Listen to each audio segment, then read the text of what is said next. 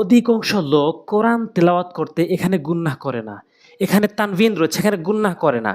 এখানে এখানে নুন সাকিন রয়েছে, এখানে গুন্নাহ করে না। তারপরে এখানে তানভিন রয়েছে, এখানে গুন্নাহ করে না। এখানে নুন সাকিন রয়েছে, এখানে গুন্নাহ করে না। এখানে কেন গুন্নাহ করে না? এর নিয়ম রয়েছে।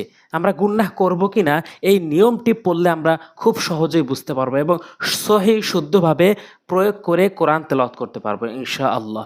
তো আজকে হচ্ছে ১৯ নাম্বার পর্ব এবং ১৯ নাম্বার রমজান। অবশ্যই ভিডিওর শুরু থেকে নিয়ে শেষ পর্যন্ত দেখবেন আর চ্যানেলটি অবশ্যই সাবস্ক্রাইব করে রাখবেন পরবর্তী ভিডিও পাওয়ার জন্য। তো আসুন, এই নিয়মটির নাম হচ্ছে ঈদগাম।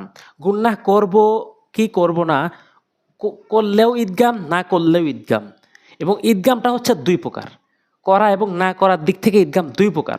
অর্থাৎ ঈদগামে বাগুন্নাহ যেটাকে গুন্নাহ করে পড়ব এবং ঈদগামে বেলা গুন্নাহ যেটাকে গুন্নাহ করে পড়ব না। তো এই নিয়মটি হচ্ছে ঈদগামে বাগুন্নাহ। ঈদগামে বাগুন্নার পরিচয় যদি আমরা পড়তে পারি তাহলে আমরা বুঝতে পারবো যে এই নুন সাকিন অথবা এই তানভিন, এই নুন সাকিন অথবা এই তানভিনকে আমরা গুন্নাহ করে পড়তে পারবো কি না। একটু স্ক্রিনে মনোযোগ সহকারে খেয়াল করুন। এখানে ৪টি হরফ রয়েছে, ইয়া মিম অ নুন, ইয়া মিম অ নুন। এটি হচ্ছে ঈদগামে বাগুন্নার পরিচয়। আমি ঈদগামে বাগুন্নার পরিচয় বলছি। ঈদগামে বাগুন্নার হরফ হচ্ছে ৪টি, এই ৪টি মুখস্থ রাখবেন। নুন সাকিন, একটু নুন সাকিনের দিকে খেয়াল করুন। নুন সাকিন অথবা এখানে নুন সাকিন আর এখানে তানভিন রয়েছে। এখানে মিমের উপরে দুই পেশ তানভিন রয়েছে। তানভিন অর্থাৎ দুই জবর দুই জের দুই পেশ, অর্থাৎ নুন সাকিন অথবা তানভিন। খেয়াল করবেন ভালো করে নিয়ম বুঝতে। নুন সাকিন অথবা তানভিনের পরে যদি এই ৪টি হরফের যে কোনো একটি হরফ দেখেন তাহলে আপনি গুন্নাহ করে পড়বেন। তাহলে এখানে এই নুন সাকিন এই জায়গাতে গুন্নাহ করে পড়বেন, এখানে তানভিনের এই জায়গাতে গুন্নাহ করে পড়বেন। আর এখানে বানান করবেন হচ্ছে এখানে নুনকে না ধরে ইয়াকে ধরবেন, কারণ জজমের পরে তাসরিত আসলে তাসরিতালা হরফকে ধরতে হয়।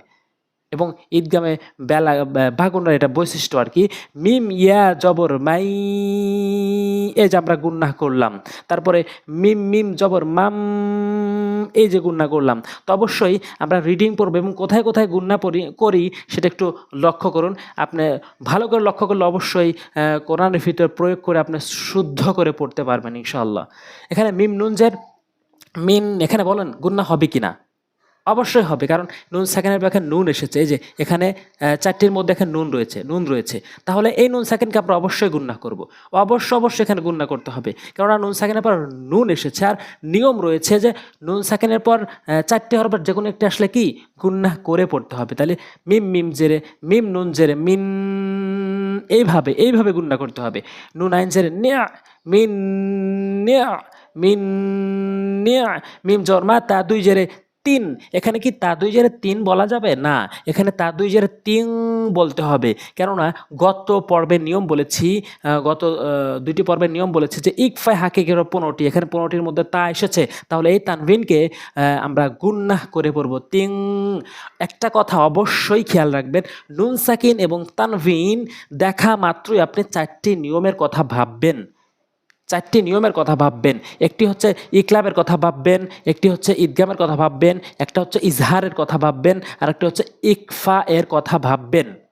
তো এখন যেই নিয়মটি পড়াচ্ছে সেটি হচ্ছে ঈদগামে বাগুন্নাহ, অর্থাৎ নুন সাকিন এবং তানভিনের পরে, নুন সাকিন অথবা তানভিনের পরে যদি এই ৪টি হরফের যে কোনো একটি হরফ আসে তাহলে এই নুন সাকিন এবং তানভিনকে গুন্নাহ করে পড়বেন। যেমন মিম ইয়া, এখানে বলছি মিন নিয়ামাতিন তিং তাজিম পেশ তুজে, তুজে কেন বলছি? আজকে এই নিয়মের সঙ্গে আরও কয়েকটি নিয়ম বলার চেষ্টা করছি, অবশ্যই মনে রাখবেন। তুজে নিচের দিকে ধাক্কা দিচ্ছে, অর্থাৎ কলকল হরফ 5টি রয়েছে, কফ ত বা জিম দাল।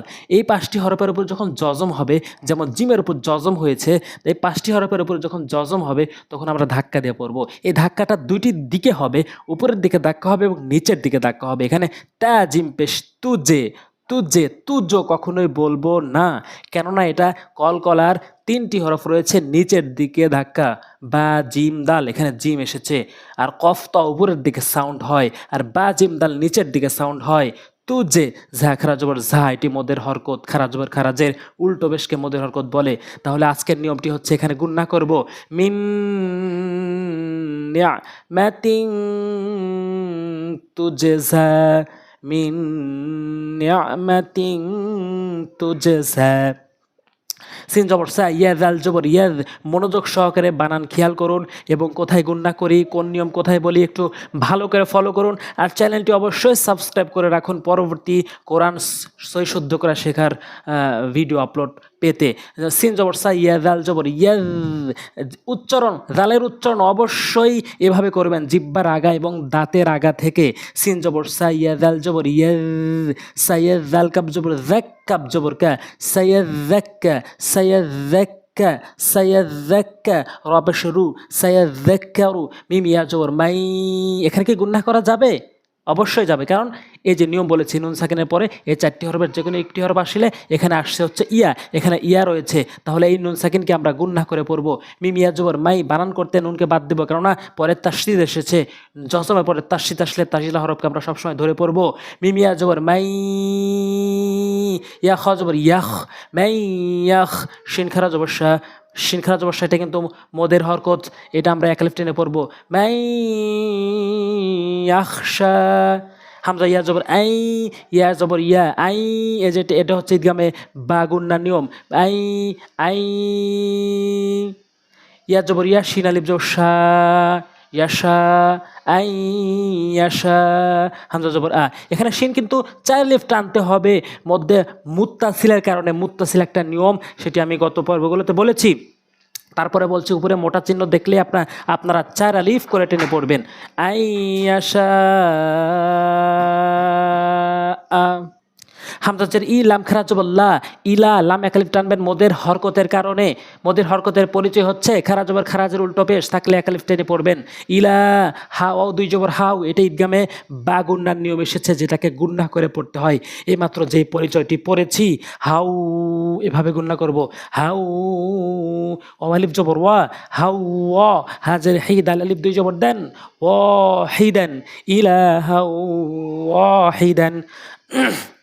রজবর র, হাইয়াজের হি। এখানে কি এক লিফ টানা যাবে? এখানে অবশ্যই এক লিফ টানা যাবে, কারণ টানতে হবে। জেরের বাম পাশে যজমালা ইয়া রয়েছে, এটি মদের হরফ হিসাবে এক লিফ টানবো। রহি, র টানা যাবে না হরকতের কারণে। রহি, রহি। মিম অ 2 পেশ মু। আমরা অবশ্যই প্রথমত কোরআন পড়তে গেলে হরফের উচ্চারণ প্রথমত আমাদের ঠিক আছে কিনা দেখতে হবে। এরপরে যেই নিয়মগুলো শিখছে সেই নিয়মগুলো প্রয়োগ করে শুদ্ধ করে সুর দিয়ে তেলাওয়াত করতে হবে। মিম অ 2 পেশ মু, অ জবর ওয়া, মু। এটা হচ্ছে ঈদগামে বা গুণনার নিয়ম। রহিমু, অজবর ওয়া, দাল অ পেশ দু, এটা খালি টেনে পড়তে হবে। ওয়া দু, দাল 2 পেশ দুন, ওয়া দু দুন। রহিমু ওয়া দুদ। হামজা ইয়া জবর আই, এটা ঈদগামে বা গুণনার নিয়ম। ইয়াসিন জবর ইয়াস, জজমালা হরফের নিয়ম। আই ইয়াস। তা জবর তা, কফ ইয়া জেরে কি, এটি হচ্ছে মদের হরফ। আই ইয়াস্তাকি। মিম জবর মা, আই ইয়াস্তাকিম। কিম 3 আলিফ টেনে পড়বেন মধ্যে আরজির কারণে। গত পর্বগুলোতে নিয়ম বলেছি। হামজা সাদের ইস উচ্চারণ ঠিক মতো করবেন, সার উচ্চারণ ইস বলা যাবে না। ইস। মিম, মিম 2 জবর মাম, গুন্না করবেন ঈদগাম বা গুন্নার নিয়ম হিসাবে। ইস মাম। মিম পেশ বু, মিম পেশ মু, বায়াজের বি, এক আলিফ টানবেন। নুন আলিফ 2 জবর নান, তানবিন হিসাবে তাড়াতাড়ি। আর যদি এখানে অক্ফ করেন তাহলে এক আলিফ আওয়াজের নিয়ম হিসাবে। ইস মাম মুবিনান, মুবিনা। তো আজকে ঈদগামে বেলাগুন্নার ঈদগামের 2টি নিয়মের ভিতরে আজকে এই পর্বে 19 নম্বর পর্বে একটি নিয়ম বললাম। অবশ্যই মনোযোগ সহকারে এই নিয়মগুলা পড়বেন এবং সেই অনুযায়ী প্রয়োগ করে সহি শুদ্ধ করে কোরআন পড়ার চেষ্টা করবো আমরা ইনশাআল্লাহ। আমি সবগুলা নিয়ম একসাথে বলতে পারতাম, কিন্তু সবগুলা নিয়ম একসাথে বললে মনে থাকবে না। প্রত্যেক দিন একটি করে নিয়ম শিখবো, তাহলে 29 দিন বা 30 দিন 30টি নিয়ম শিখলে আমাদের সহি শুদ্ধ করে কোরআন পড়তে পারবো ইনশাআল্লাহ। আজ এই পর্যন্তই। আসসালামু আলাইকুম ওয়া রাহমাতুল্লাহি ওয়া বারাকাতুহু।